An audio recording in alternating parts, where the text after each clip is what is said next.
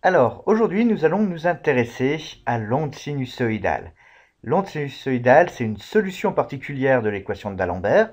Donc ça, on le vérifiera. Et pourquoi s'intéresser à cette onde sinusoïdale?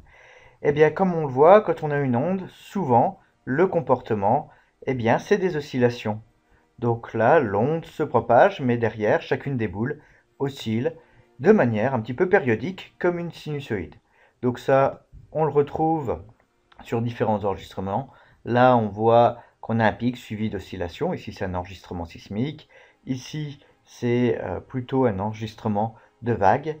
Donc, à chaque fois, on a ces petites oscillations. Donc ça nous amène eh bien, à nous intéresser à cette onde sinusoïdale dans le cadre de l'équation de d'Alembert.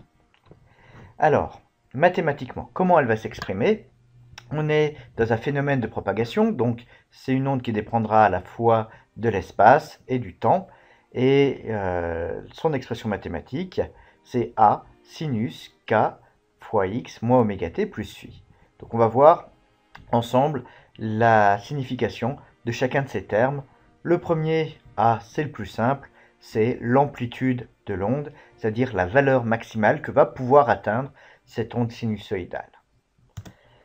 Alors, avant de décrire ce qu'est k, oméga et phi, donc les termes qui composent la fonction sinus, eh bien, on va déjà vérifier que cette formule, cette expression d'une onde sinusoïdale, est bien solution de l'équation de d'Alembert. Donc là, j'ai rappelé l'équation de d'Alembert, la dérivée seconde par rapport à l'espace de notre onde, moins 1 fois, divisé par la vitesse de propagation au carré, multiplié par l'accélération, c'est-à-dire la dérivée seconde de notre onde, est égale à 0. Alors, si on veut vérifier que c'est bien solution, qu'est-ce qu'on va faire? On va calculer la dérivée seconde par rapport au temps, donc l'accélération particulière, et la dérivée seconde par rapport à l'espace. Quand on fait ces calculs qui sont assez simples, eh bien on trouve que la dérivée seconde, c'est moins oméga carré fois A fois sinus kx moins oméga t plus phi. Ça, c'est quand on dérive deux fois par rapport au temps. Et quand on dérive deux fois par rapport à l'espace, on trouve que c'est moins le coefficient k au carré fois A sinus kx moins oméga t plus phi. Et là, eh bien, on reconnaît notre onde. Donc la dérivée seconde par rapport au temps, c'est moins oméga carré, l'onde qu'on considère. Et la dérivée seconde par rapport à l'espace, c'est moins k carré, l'onde qu'on considère. Donc là, on voit déjà que oméga et k vont avoir des rôles assez similaires. Oméga sera relié à du temps et k à l'espace, donc ça, on le reverra plusieurs fois.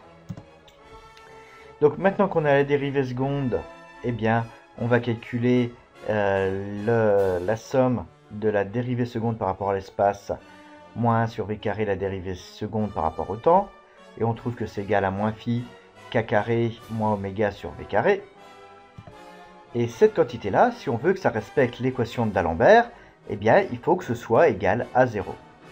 Et ça, comme l'onde, elle ne peut pas être toujours nulle, ça n'aurait aucun intérêt, ça va nous imposer que k carré moins oméga carré sur v carré doit être nul.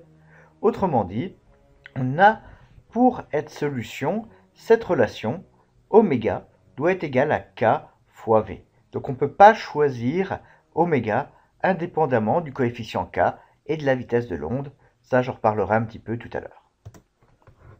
Alors il y avait une autre solution pour démontrer que notre onde sinusoïdale est bien une solution de l'équation de d'Alembert sous certaines conditions.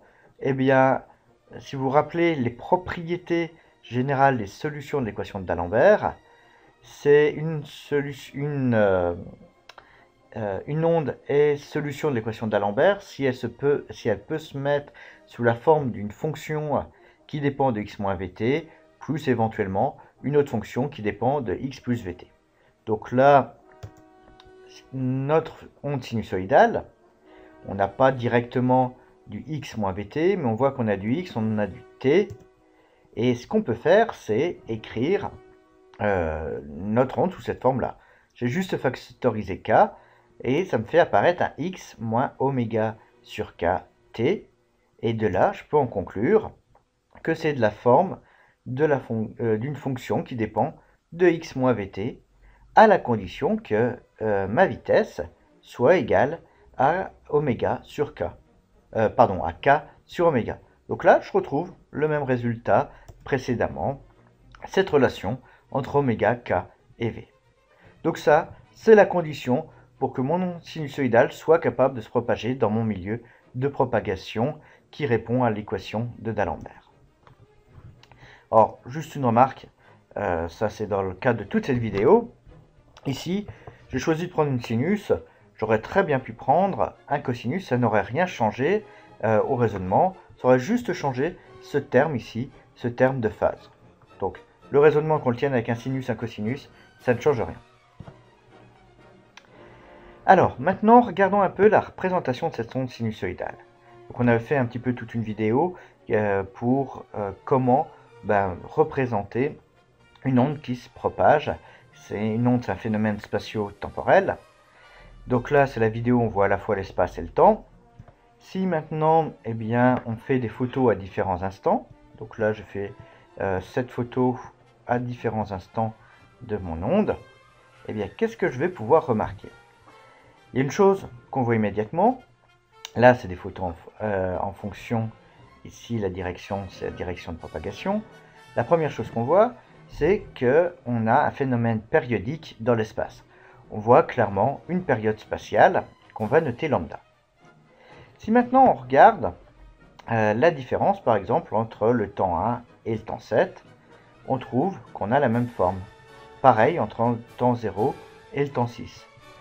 On a la même onde qui se reproduit aussi de manière identique dans le temps. Donc ça va nous conduire à définir une autre période, la période temporelle grand T. Donc on voit que notre onde sinusoïdale, elle va être caractérisée par une double périodicité.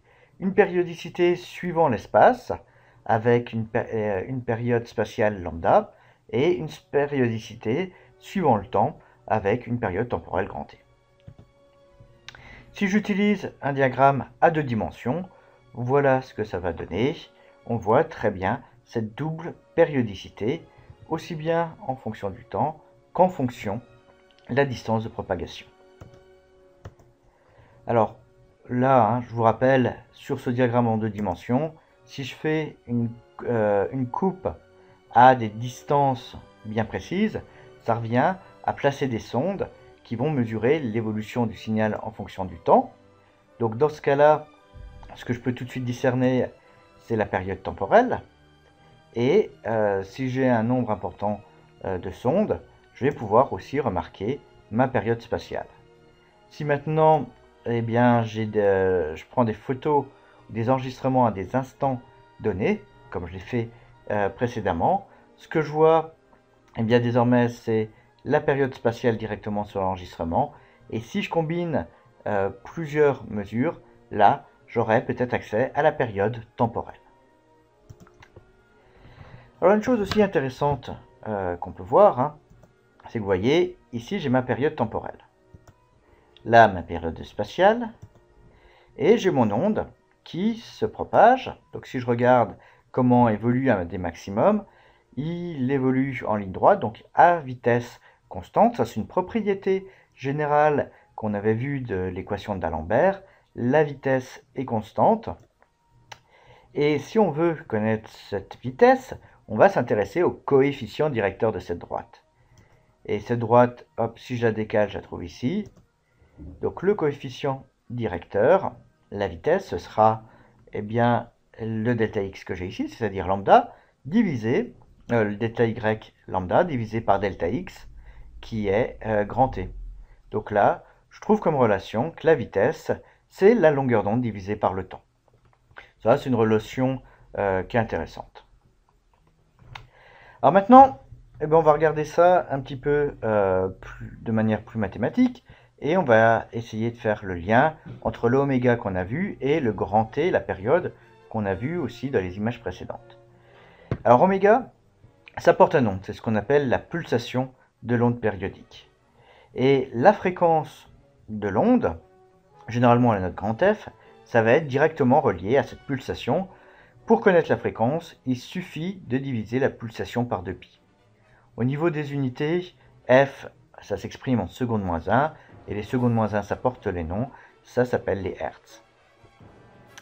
Maintenant, si on connaît la fréquence, on peut en déduire la période. La période, c'est rien d'autre que l'inverse de la fréquence, donc c'est égal à 2π sur oméga. La fréquence, elle, est exprimée en secondes. Donc ça, c'est quand on regarde dans le domaine temporel. Maintenant, si on regarde dans le domaine spatial, eh bien, ça va être K qui va intervenir. Alors K, ça correspond au nombre d'ondes, et ce nombre d'ondes, il va être relié à la fréquence spatiale de l'onde. La fréquence spatiale de l'onde, c'est K divisé par 2π, et c'est exprimé par mètre, donc en mètre moins 1. Et à K, qu'est-ce qu'on va associer? On va associer la période spatiale de l'onde, lambda. On a lambda qui vaut 2π sur K. Et lambda, ce sera exprimé dans le système d'unité internationale en mètres, et ça porte comme nom la longueur d'onde. C'est l'onde qui va se reproduire identique à elle-même, toutes les longueurs d'onde. Alors, entre fréquence et longueur d'onde, si on veut caractériser une onde, suivant le domaine où on sera, on préférera utiliser soit la fréquence, soit la longueur d'onde. Par exemple, dans le domaine de l'acoustique, les notes, on les définit par leur hauteur, c'est-à-dire par leur fréquence. Par exemple, le La, qui est émis par un diapason, qui est le son de référence, eh bien, c'est un son qui a 440 Hz. Là, on définit très précisément sa fréquence. Par contre, eh bien, dans le domaine de l'optique, on a plutôt tendance à utiliser la longueur d'onde. Par exemple, la couleur d'un laser hélium-néon, on dira que c'est 632,8 nanomètres. En fait, qu'on utilise l'un ou l'autre, eh bien, on sait que les deux sont reliés. On a vu une relation tout à l'heure qui reliait la vitesse, la longueur d'onde et puis la fréquence. Donc on peut jouer avec indépendamment la fréquence ou la longueur d'onde. Alors, comme je vous l'ai dit et comme on a pu le voir, K et oméga, ils ne sont pas indépendants.